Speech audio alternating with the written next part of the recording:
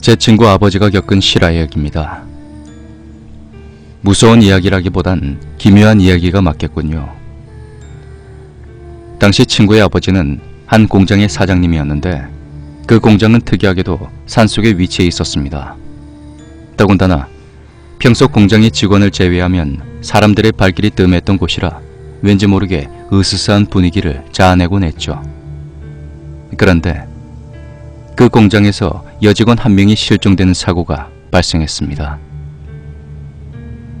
사장님과 직원들은 난리가 나서 경찰에 신고를 했고, 신고를 받고 온 경찰은 그 여직원이 어디서 실종됐는지 알아야 한다며 CCTV 자료를 요구했죠. 아까도 말씀드렸다시피 공장이 산속에 있었는데 공장으로 가려면 도로에서 산길을 타야만 했습니다. 도로에서 산길로 올라가는 입구에 CCTV가 하나 있었고 공장의 입구에 CCTV가 또 하나 있었습니다.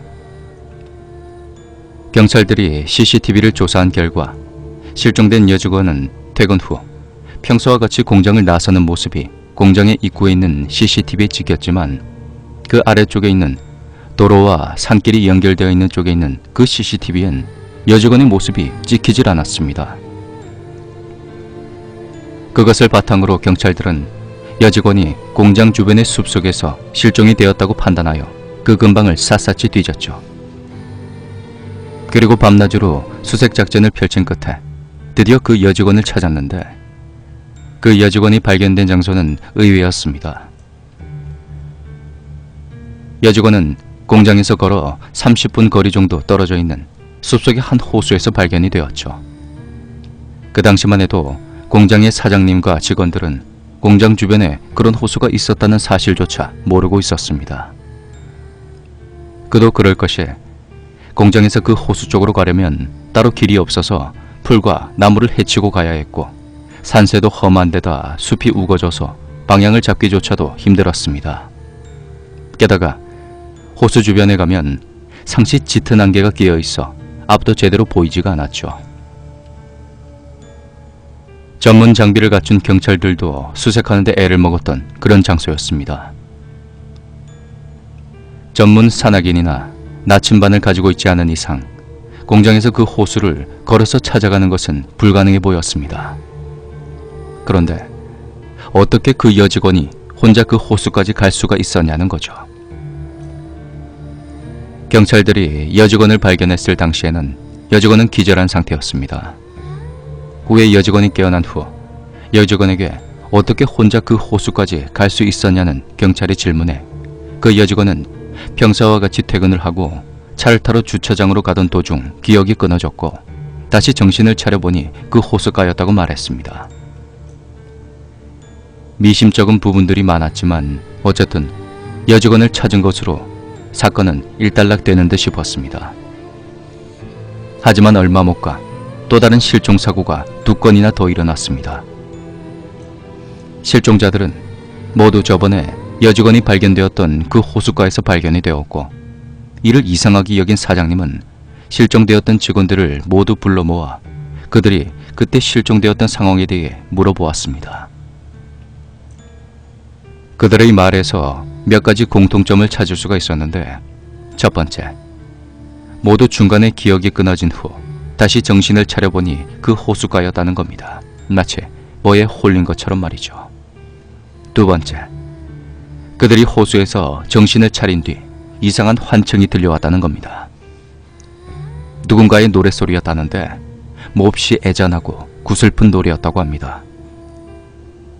세 번째는 그 호수에서 어린아이들이 뛰어노는 환영이 보였다는 것입니다. 아이들이 뛰어노는 소리까지 아련하게 들려왔다고 합니다. 그리고 또 한 가지 이상한 점은 아이들의 옷차림이었습니다. 아이들의 옷차림이 요즘 시대 사람 것이 아닌 옛날 조선시대 사람이 입는 그런 옷을 입고 있었다고 합니다. 머리도 뒤로 길게 따은 머리를 하고 있고요.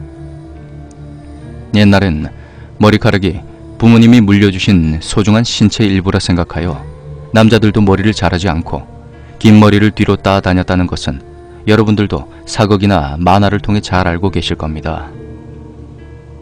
그렇게 긴 머리를 따은 아이들이 서로 뛰어노는 환영이 호수 표면에 잔잔히 비춰졌다고 합니다. 이 밖에 다른 진술도 많았지만 서로 공통점이 없어서 배제를 하고 일단 저 세 가지 사실을 바탕으로 사장님은 전문 산악인과 무속인을 불러 그 호수를 조사했습니다. 우선 전문 산악인의 의견으로는 이 산은 동물들이 다니는 길조차 나 있지 않아서 우거진 수풀을 뚫고 가야 하고 방향을 잡기도 힘들어 공장에서 호수까지 작정하고 가려면 전문 산악 장비가 필수적이라고 했습니다. 그리고 그 호수를 둘러본 무속인은 이 호수는 음기가 강해 이 호수를 중심으로 산속에 영들이 모여 있다고 했습니다. 한마디로 그 호수는 귀신 집합소였다는 것이죠.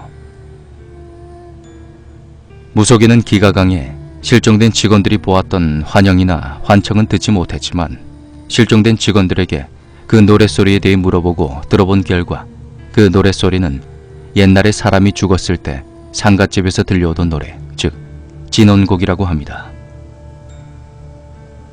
어린아이들이 뛰어노는 환영은 그 호수 주변에서 길을 잃어 아사하거나 익사한 아이들이라고 무속인은 말했습니다. 그리고 그 아이들이 죽은 시기가 상당히 옛날이라는 거죠. 실제로 옛날에는 휴대폰 같은 연락이 가능한 물건이 없었기 때문에 아이들이 숲속에서 놀다가 길을 잃게 돼도 자신들의 위치를 외부에 알릴 방법이 없었고 그렇게 산속을 헤매다가 짐승들의 먹잇감이 되거나 아사하는 일들이 많았습니다. 아마 호수에서 보이는 그 환영들도 옛날에 숲속에 들어왔다가 길을 잃고 헤매다 호수에서 익사하거나 호수 주변에서 목숨을 잃은 아이들일 것이라고 합니다. 무속인의 말로는 호수가 크기도 상당히 큰데다가 산속의 령이 모두 모여있는 만큼 음기도 상당히 강해서 비가 억수같이 오는 날이면 음기가 더욱더 강해져서 무속인은 공장에서도 호수의 음기를 느낄 수 있을 정도라고 했습니다. 그래서 기가 약한 사람이라면 비가 많이 오는 날에 홀리는 곳도 충분히 있을 수 있는 일이라고 말합니다. 실제로 실종된 세 직원 모두 평소 허약하고 기가 약한 직원들이었고 장마 기간이라 비도 많이 왔었습니다.